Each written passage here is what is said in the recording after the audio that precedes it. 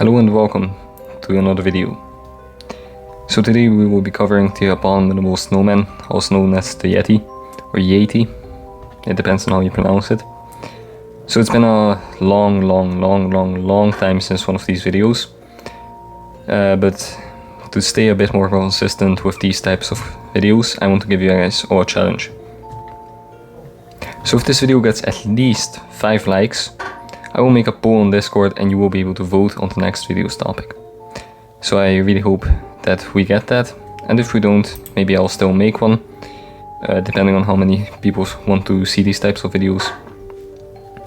And I think this goes without saying, but I am not an expert on this topic. There will be misinformation and mispronunciations, but I'll do my best for you guys. So without any further ado, let's begin. The Yeti is an ape-like creature from the Himalayan mountain range in Asia. The creature is often compared to Bigfoot from North America, because of their similarities. The Yeti is almost always described as an ape-like being, walking on 2 legs, covered in brown, grey or white fur, and it is sometimes said that the creature even has sharp teeth. So I may butcher the names here, but in Tibetan the creature is said to have 3 variations. The Nialmo, with black fur standing at a whopping 15 foot tall. The Chuti, which is only 8 foot tall. The Rongshim Bombo, which has reddish brown fur and is only between 3 to 5 foot tall. So if I can, I will put up 3 pictures of depictions of these beings. And if I can't, then I'm sorry. But in Tibetan, the Yeti also has other common names, such as man bear, cattle bear, wild man, jungle man, and snowman.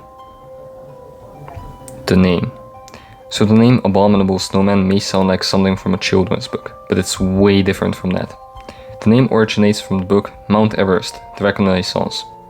It was written by Lieutenant Colonel Charles Howard Bury in 1921, where he talks about footprints he found in the snow, believing it was from a large wolf, which in the snow forms double tracks rather than those of a bipedal man. He added that his Sherpa guides volunteered to track tracks of what they named Metu Kongmi. Metu means man bear and Kongmi means snowman, so it's basically man bear snowman. Originally, Howard did not say the name Abominable Snowman. It was later named that by Henry Newman, using the term abominable out of artistic freedom. History.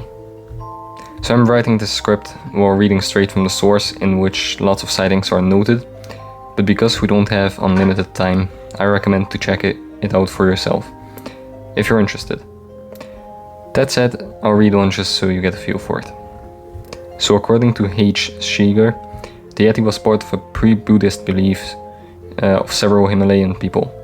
He was told that the so-called Lepcha people believed and worshipped a glacier being, so-called the god of the hunt.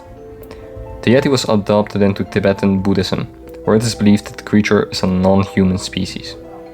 In Tibet, the Yeti is said to help religious figures, but it's also often described as a bad omen to see one. Explanations. So a couple of explanations are listed on my source. One of these is that it's a misidentified bear or langur monkey. There's also an argument that it's just a hoax, given the size of the creature and the lack of evidence of the fact that it needs a lot of individuals to maintain a gene pool. Their existence is often deemed highly unlikely. And stating that again is a well-publicized expedition to Tibet originally stated that a hair sample from the creature had been obtained, stating that DNA matches no known creature.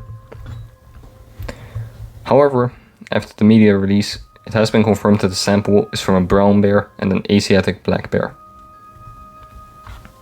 In 1986, Reinhold Messner claimed that the Yeti was some kind of an endangered Himalayan bear or a Tibetan blue bear, which can walk upright or on all fours. Final word and my thoughts. So after all of that, here's my thoughts on this whole thing. I personally always like to narrow things down to 2 or 3 options, so here's my 3. 1. It really is an endangered species that just roams the Himalayas, like the religious people say. 2. It's a hoax made up of people either trying to encourage or discourage travel to the Himalayas. I believe it's to discourage people, but could also encourage them. Or 3, it's a not so evolved human species. Maybe back a long time ago, a group of humans went up to the mountains. They could have been forced or done it out of religion, maybe their own choice, but eventually their offspring adapted, gaining fur against the cold, claws for hunting, size for competing. Maybe this creature is closer to us all than we think. Maybe they live in an undiscovered cave somewhere up there, only sending out one at a time to hunt, barely leaving a trail behind them. Maybe there's only a handful of them left, or maybe they're simply hiding from us. Maybe they're smarter than we often assume. Maybe they don't want to be found. Maybe they don't want to bother us, and maybe we shouldn't bother them. So thank you guys so much for watching all the way to the end. I really enjoyed doing a deep dive into this mystical being. If you enjoyed it, please leave a like down below, since it lets me know that you want more of these videos. And since you're already down there, drop a sub and comment your thoughts. Have a good night.